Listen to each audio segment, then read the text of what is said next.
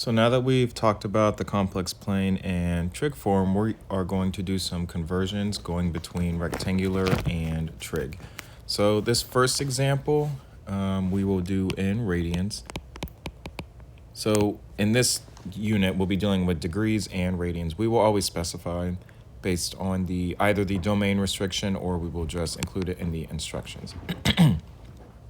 All right, so just a reminder, rectangular form is a plus bi, trig form is going to be rcis theta, and these are both complex numbers, just written in different ways. So in order to convert from rectangular to trig, you will need two things, your radius and your theta. So right now we have our complex number in rectangular form, a plus bi, and my suggestion is to always start with a sketch, okay? So if I were to plot this in the complex plane, it is -1 root 3.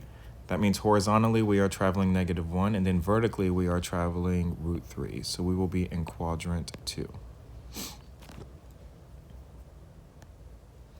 So right now what I'm doing is I'm just setting this up so that we can see our right triangle because we will use that to find the radius. So just as a recall, we are finding the magnitude of the complex number, which means we are using the Pythagorean theorem. So we will have -1 squared plus square root of 3 squared. And once we simplify that, we end up with the square root of 4, which means we have 2. Next, we're going to find theta. Now, I want to look at these pictures again. So we have the unit circle here on the left, radius of 1, angle is the same as the circle with the radius of 5, right? They share the same angles.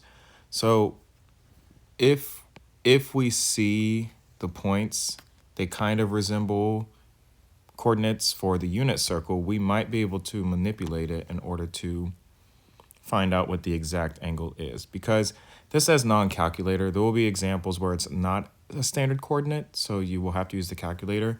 But I see a -1, I see a root 3, it kind of resembles coordinate point on the unit circle. So I'm going to adjust the radius, all right?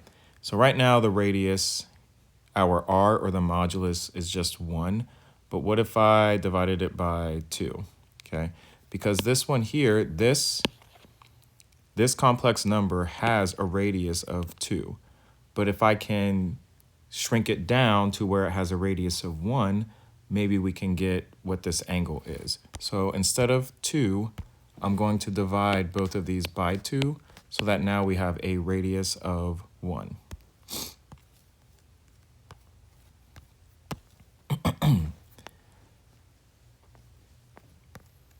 All right, and let's see. So now we have -1/2 plus the square root of 3 over 2. So we will still be in quadrant 2. But now I can figure out what this angle is, all right, based on this complex number because our radius is equal to 1. Now remember, the unit circle, where is it? The unit circle exists in the complex plane. I talked about this in the previous video. So we are able to use the unit circle in the complex plane in order to find angles that are standard to the unit circle. So for this particular one, this is theta is equal to 2 pi over 3. So again, what I did with the complex number, this complex number has a radius of 2. So if I take this complex number and divide it by 2, that means our radius is now 1. So I changed the location of the point. It's closer to the origin, but my end game is to find theta, and that doesn't change theta. So whether my radius is 1 or my radius is 2 out here, this angle is still going to be the same, which is 2 pi over 3. All right, so our complex number, -1 plus root 3i, in trig form, that is going to be 2 cosine 2 pi over 3 plus I sine 2 pi over 3. This is the expanded version. I'm going to condense it, so we have 2 cis 2 pi over 3. So these are, in fact, equivalent.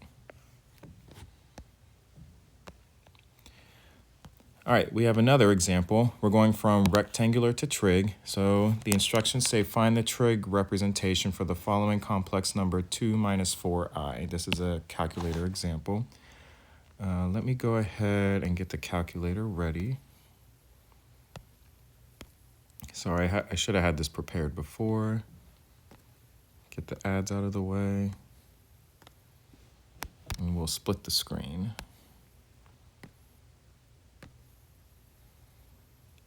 Okay, how do I get rid of? All right, we'll just zoom in.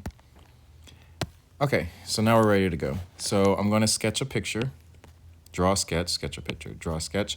We have 2, -4. That means we are in quadrant 4. All right, so this is 2, this is 4. And since we are converting to trig, we need our radius and we need our theta. So the radius is going to be the magnitude of our complex number, which is 2 minus 4i, and we will use Pythagorean theorem for that. So we have 2 squared plus 4 squared, which is equal to the square root of 20. And if you want to rewrite this as 2 root 5, that's okay. You're not required, but it's up to you. So now this next part, because we're not using the standard angle on the unit circle, we have to use a different method. This one, let's say the domain restriction is 0 to 360. So this one will be in degrees. So depending on what mode we're in, you're going to have to change your calculator. So I saw the domain restriction. I'm going to switch it to degrees. All right, that way the calculator is ready to go. So I'm going to extract this triangle. And we have this side is 2, this side is 4, and I just found that the hypotenuse is going to be 20, or root 20. Now, what I need to find is this. I need this angle here, from 0 all the way around to where the radius is extending from the origin. But in order to get this, I need to use the angle from our triangle here, and we're going to call that beta. So if you think back to the last unit, we also used this in solving when we were using the calculator, is that if we find beta, then we are able to use the horizontal axis to find theta, okay? So we are in quadrant 4. So to find theta, once I find beta, I will subtract that from 2 pi, which means I am left with theta, okay? So I want this angle here. Once I find beta, I can subtract that from 2 pi, which will give me theta. So when you're in quadrant 4, it will be 360. Sorry, I meant 360. If you're in radians, you'll do 2 pi. So we'll do 360 minus beta, which is equal to theta. And then just a quick review, if you are in quadrant 3, you will do pi, I keep saying radians, sorry. We will do 180 degrees plus beta, which is equal to theta. Because to get the angle here, if we were, say that we had an angle here, this is our triangle, this would be beta, we would want this as theta. So we do 180 plus beta. And then in quadrant 2, if we had our triangle in quadrant 2 here, we would want this angle, this would be beta, so we would do 180 minus beta to get theta. So quadrant 2 will be 180 minus beta.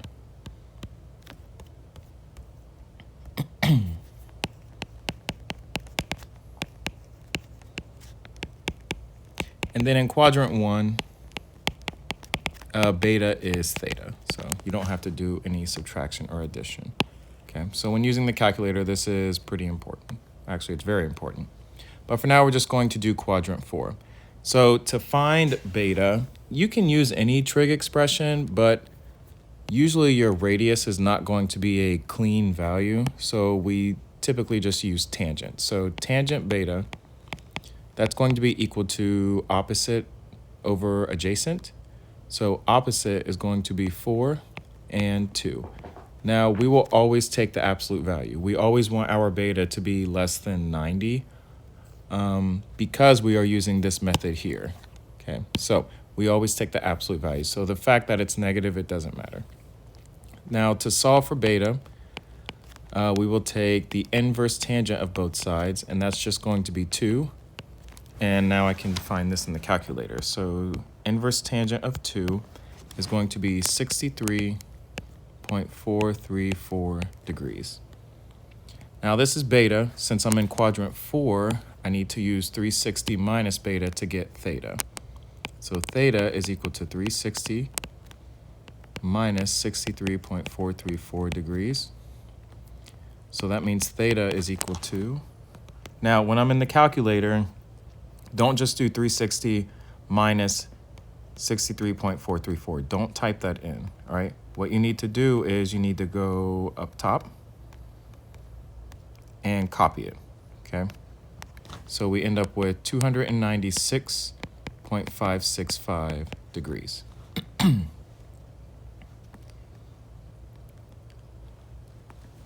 So now we can rewrite our trig form. The rectangular was 2 minus 4i, and then trig form is root 20 CIS 296.565 degrees.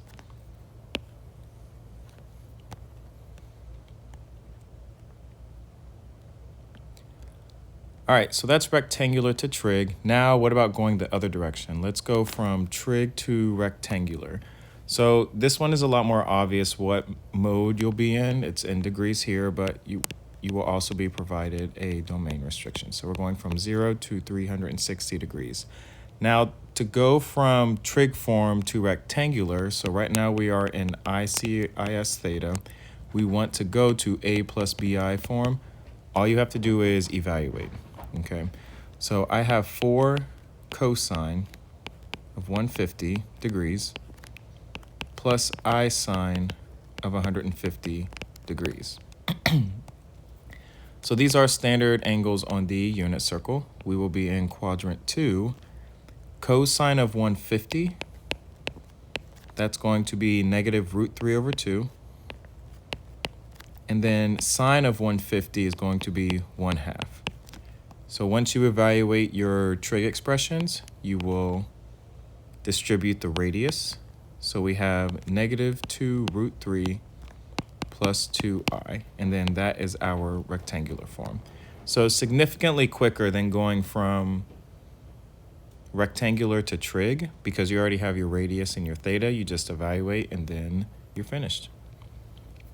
So remember, just a quick reminder, this is the real component, and then this is the imaginary component. And these together, they form a complex number. If it's not a special angle, you'll round to 3 decimal places. Again, you will copy it directly from the calculator. Don't type in the approximations as you work through it, okay? All right, next I will talk about products and quotients. I hope this video helped.